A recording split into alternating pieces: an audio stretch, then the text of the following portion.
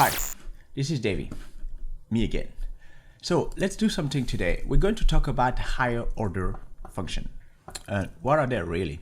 The concept sounds quite scary, but in simple terms, a higher order function is basically a function that takes another function as an argument or return a function, right? So there are basically two conditions there.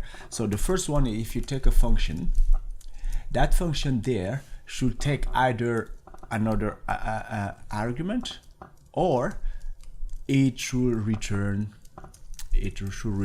a function, right?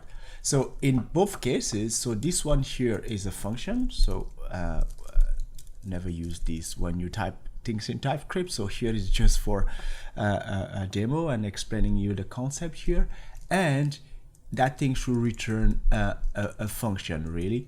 So it's either this or that, right? So in TypeScript I could actually express it this way, like that thing here can take a function and then return a function right there. So that there is the idea of a higher order function, right?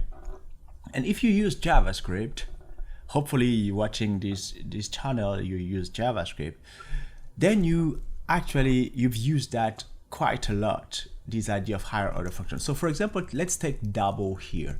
So you have a list of numbers, and the idea is basically to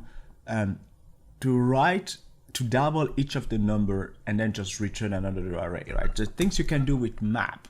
So the way we're going to do that is basically say, hey, we're just gonna create a double, and then double here is just going to be the numbers dot map, and then in map actually expect a function, right? So I'm just gonna pass here a function called double fn, and I'm just gonna create double fn right here.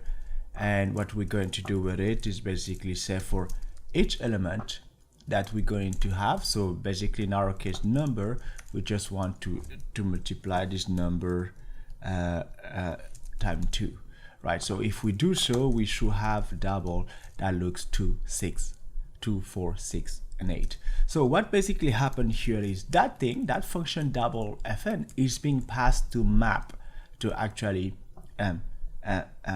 apply what you call the mapping function in the case of map right there. So that's actually a real use case of using a higher order function, right? So but that is already embedded in the JavaScript world. Now we're going to do something with the function filter, where the idea there is to show you how far you can take the function filter. So for example, here we're going to have an array of element, right? So let me call element right here, and then here we're going to have 1, 2, and then array, and then here null, and maybe true, and so on and so forth, right? If I were to ask you how you can remove from this array all the nullable the falsy values, the thing you will probably do here is to say, hey, I'm just gonna create a falsy values like this, and I'm just going to say like element dot we just filter them out. So the way you filter them, you probably say for each element, right, you want to remove the one that is not that is falsy, right? So let me remove that here and then just write falsy values in there. So you see that 2 values were removed right there, but right now it doesn't seem obvious that you actually using somehow a function, but you're actually passing a function right there. Another way of showing that, you know that in JavaScript there is a thing called a number. A number is basically, well, a function number that is used to create, you see that right here, it says it's a function right there. So it's a function, and that function there is, you can use that to create numbers or to check if something is a number. But so you also have something called a Boolean, right? you see it says Boolean here is basically a function, and that function there can serve the same thing. So it is a function, and the way you can use that is to go here and say Boolean, right? And you see we still get the same thing, but in case you clearly see we're passing a function right there. Now I have a little challenge for you here, and the challenge here is to say, hey, I would like to write my own filter that does basically that job right there, and then we're gonna leverage everything around our order function right there.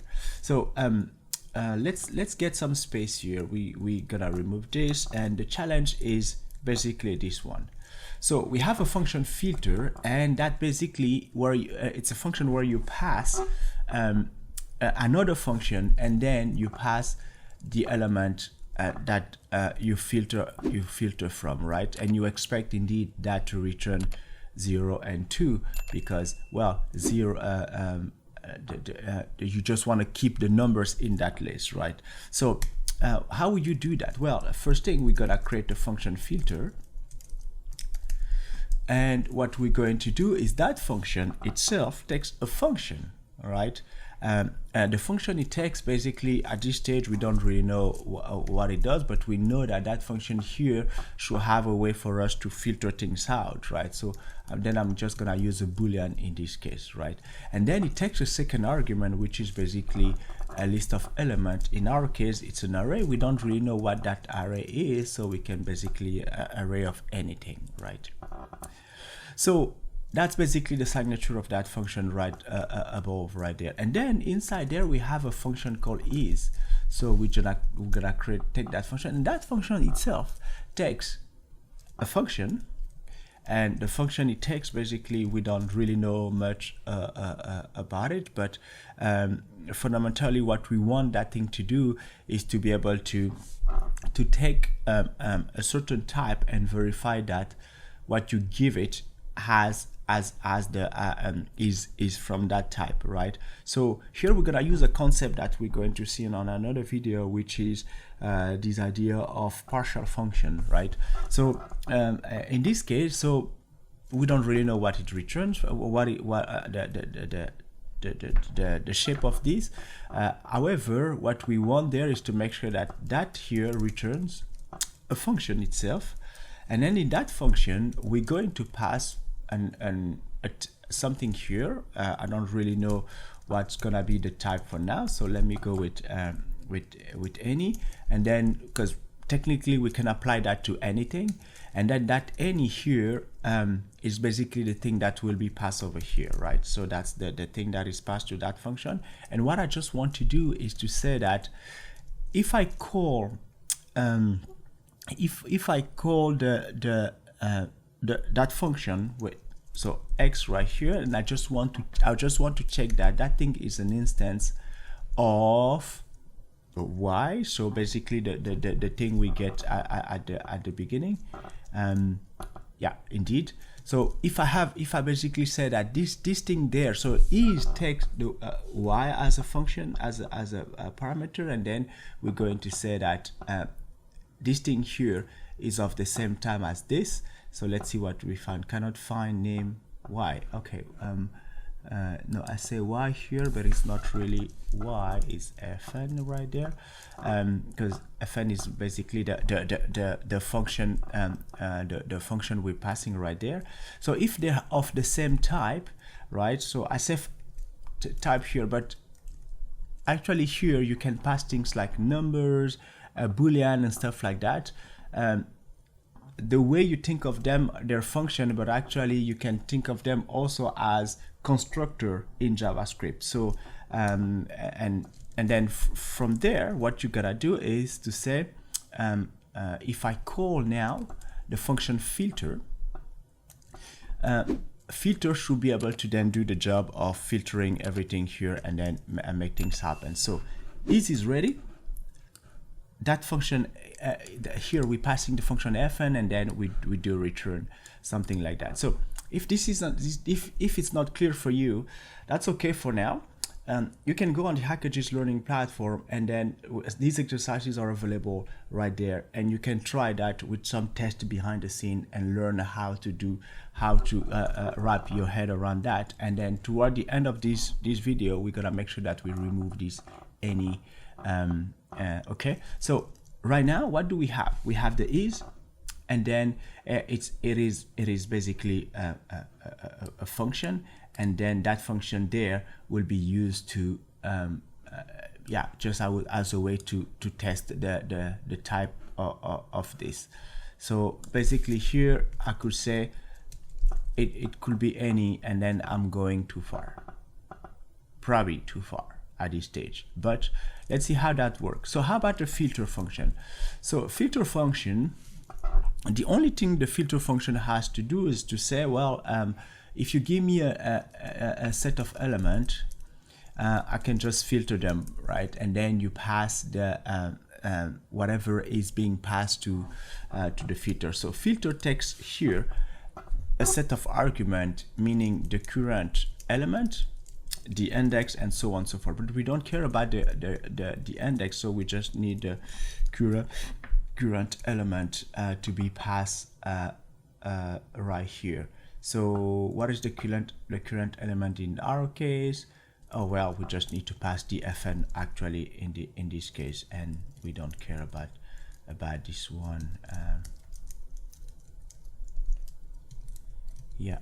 So now if I call this,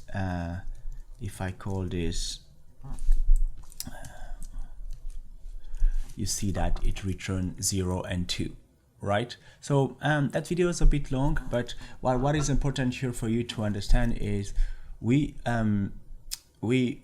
basically play with a set of tools to write a function. And as you can see right here, we have filter, that's a function that takes is, which is also a function, which itself takes another function. So here you get this idea of higher order function at scale.